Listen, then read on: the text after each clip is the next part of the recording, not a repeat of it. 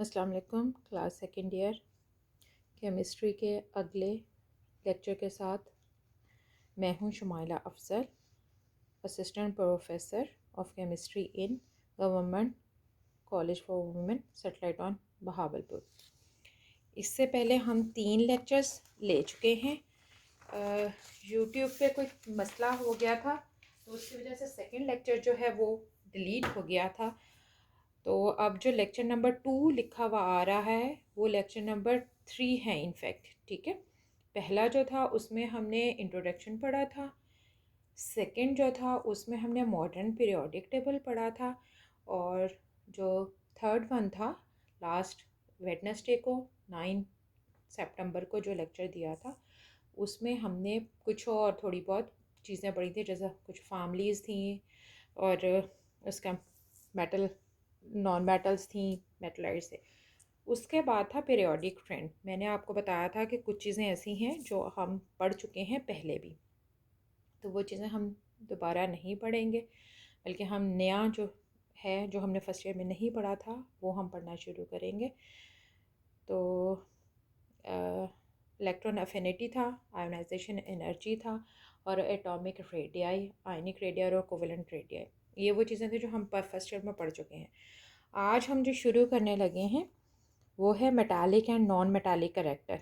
ठीक है, इसका भी बिल्कुल वैसे ही जैसे आपने फर्स्ट ईयर में आयोनाइजेशन एनर्जी, इलेक्ट्रॉन अफिनिटी का पीरियोडिक ट्रेंड पढ़ा था, इसमें भी आपने वही पढ़ना है। इसमें से एक सवाल पीछे एक्सरसाइज में दिया हुआ है, why metallic character increases down the group. तो आपने एक्सप्लेन करना है उसको कि क्यों वो इंक्रीज करता है। ठीक है,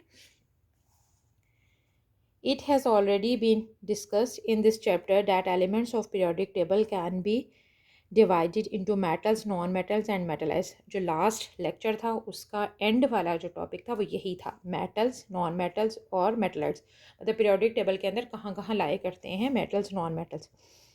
Chemically, all the elements which have a tendency to form positive ions by losing electrons are considered metals। ये है metals की definition, यानी ऐसे सारे के सारे एलिमेंट्स जो ये टेंडेंसी रखते हैं कि वो पॉजिटिव आयंस बना सकें, इलेक्ट्रॉन लूज कर सकें, वो मेटल्स कहलाते हैं। All metals are good conductor of heat and electricity. ये उसकी प्रॉपर्टीज़ होती हैं। A characteristic property of metals is that they form basic oxides which give bases when dissolved in water। अच्छा, ये सोडियम ऑक्साइड बेसिकली एक metal का oxide है, इसको वाटर के अंदर डिज़ोल्व करेंगे तो NaOH बनाएगा, बेसिक नेचर है इसकी। As it becomes easier to remove the electron of an atom bigger in size, जो एटम साइज में बड़ा होगा उसके आउटर मोस्ट शेल में से इलेक्ट्रॉन निकालना आसान होगा, तो मेटालिक करैक्टर भी उसका ज़्यादा होता जाएगा। Therefore, metallic character increases from top to bottom in a given group of elements. On the contrary, it decreases from left to right across a period. The elements of group 7th A are least metallic in nature। अच्छा, जो question मैंने बोला था why metallic character increases down the group, उसका answer जो है वो यही है। पहले आपने मेटल की डेफिनेशन लिखनी है, ये वाली एक लाइन की, उसकी करेक्टरिस्टिक देने की ज़रूरत नहीं है। उसके बाद सिर्फ ये जो 1.5 लाइन है ये उसका आंसर है। As it becomes easier to remove the electron of an atom bigger in size, therefore metallic character increases from top to bottom in a given group of elements. अगर आपने देख रखा है तो हमारे जो पीरियोडिक टेबल है उसकी शक्ल कुछ इस तरह की होती है। ठीक है, अब ये हैं ग्रुप्स की लाइंस हैं, जनरल सा बनाया हुआ है। ठीक है, अच्छा, अब यहाँ से हम जब नीचे की तरफ जाएंगे तो मेटालिक करैक्टर इंक्रीज होगा। यानी फर्स्ट ग्रुप की अगर हम बात करते हैं तो वहाँ पे हमारे पास हाइड्रोजन को छोड़ दें, एक्सेप्शनल केस है। उसके बाद हमारे पास लिथियम है, तो सोडियम लिथियम से ज़्यादा जो है वो मेटालिक करैक्टर उसका होगा, पोटाशियम का उसका ज़्यादा, और ऑनवर्ड। इसीलिए आपको याद होगा पिछले लेक्चर में हमने ये पढ़ा था कि जो लेफ़्ट साइड वाले एलिमेंट्स हैं वो मेटल्स हैं, सेंटर वाले मेटल्स हैं, और नीचे वाले इधर की अगर हम बात करें नॉन मेटल्स वाली साइड की, तो नॉन मेटल्स के भी इवन जो ऊपर वाले मेंबर्स हैं वो अगर नॉन मेटल हैं तो नीचे वाले मेंबर्स जो हैं वो मेटल्स प्योर मेटल्स जो हैं वो होते हैं, ठीक है। और वजह इसकी ये आपको पता है कि यहाँ पे हाइड्रोजन जो है उसके पास एक शेल होता है, इसके पास दो हो जाते हैं, इसके पास तीन, यानी न्यूक्लियस से डिस्टेंस जो है वो ज़्यादा होता जाता है। तो जैसे जैसे डिस्टेंस ज़्यादा होता जाएगा यहाँ से इलेक्ट्रॉन लूज़ जो है वो करना आसान होता जाता है, ठीक है जी। The elements which gain electrons and form negative ions are called non-metals। ये इतना पैराग्राफ जो है वो मेटालिक करेक्टर के लिए है और अगला जो है वो नॉन मेटालिक के लिए है। तो वाइस वर्सा होंगे, वहाँ पे था कि जहाँ पे इलेक्ट्रॉन लूज़ करना है वो मेटल्स हैं पॉजिटिव आइंस बनाने के लिए, और जहाँ गेन करने की बात है और नेगेटिव आइंस बनाने हैं वो नॉन मेटल्स हो जाएंगे। All the gases are non metals, ठीक है। जैसे ऑक्सीजन है, फ्लोरीन है, नाइट्रोजन है, फ्लोरीन, क्लोरीन, ब्रोमीन, ये सारी की सारी जो हैं वो नॉन मेटल्स में आ जाते हैं। The non metals are normally poor conductor of heat and electricity, ये उसकी जो है वो करेक्टरिस्टिक है। Non metals form acidic oxide which yield acids on dissolving in water, वहाँ हमने पढ़ा था वो बेस देते हैं, ठीक है।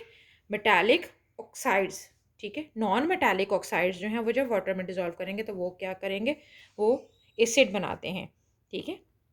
SO2 सल्फर नॉन मेटल है, SO2 सल्फर डाइऑक्साइड उसका ऑक्साइड है, इसको जब वाटर में डिजॉल्व करेंगे तो H2SO4 हमारे पास एसिड बन जाएगा, ठीक है।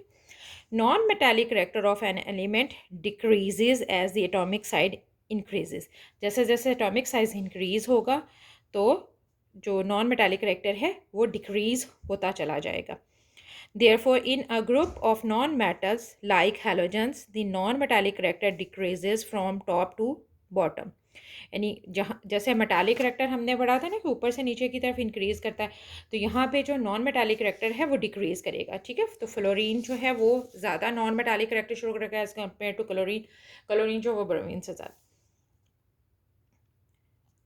The member at the top जो कि है fluorine is the most non-metallic element of the periodic table. This trend can also be verified in the elements of groups 5th and 6th.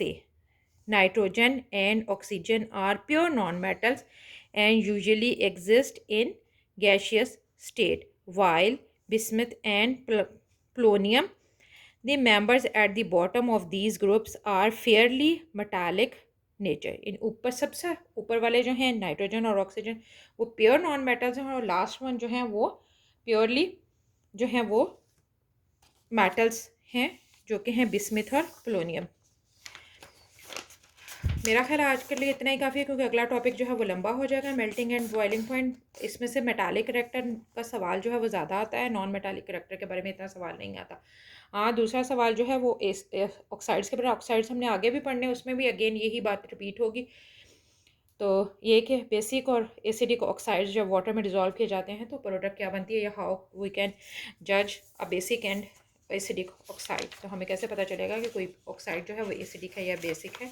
तो उसको पानी में डिज़ोल्व करेंगे तो अगर वो बेस बना देता है तो इसका मतलब ये है कि वो बेसिक है, और अगर वो एसिड बना देता है तो इसका मतलब है एसिडिक है। और एसिड और बेस हम लिटमस पेपर जो है उससे चेक कर सकते हैं। मेरी तरफ से अल्लाह हाफिज़। मेरा ख्याल है ऑनलाइन क्लासेस का सिलसिला ख़त्म हो जाएगा। बहरहाल देखते हैं आप कॉलेज आएंगे तो क्या सिचुएशन होती है। 15 को आप लोगों के कॉलेजेस ओपन हो रहे हैं, और बराए मेहरबानी फ़जूल किस्म के सवाल करने से परहेज़ किया करें। कोरोना वायरस की वजह से कोई टाइमिंग्स में चेंज नहीं आया, गवर्नमेंट की तरफ से अभी तक कोई भी नहीं आया। अगर आएगा तो आपको इंटीमेट कर दिया जाएगा। और इस तरह की हर मालूमात के लिए कॉलेज का नंबर जो है वो अपने पास रखें, उनसे मालूमात लिया करें। कॉलेज की टाइमिंग्स वही हैं जो पहले थी, कॉलेज के रूल्स वही हैं जो पहले थे, कॉलेज का यूनिफॉर्म वही है जो पहले था। अंडरस्टैंड।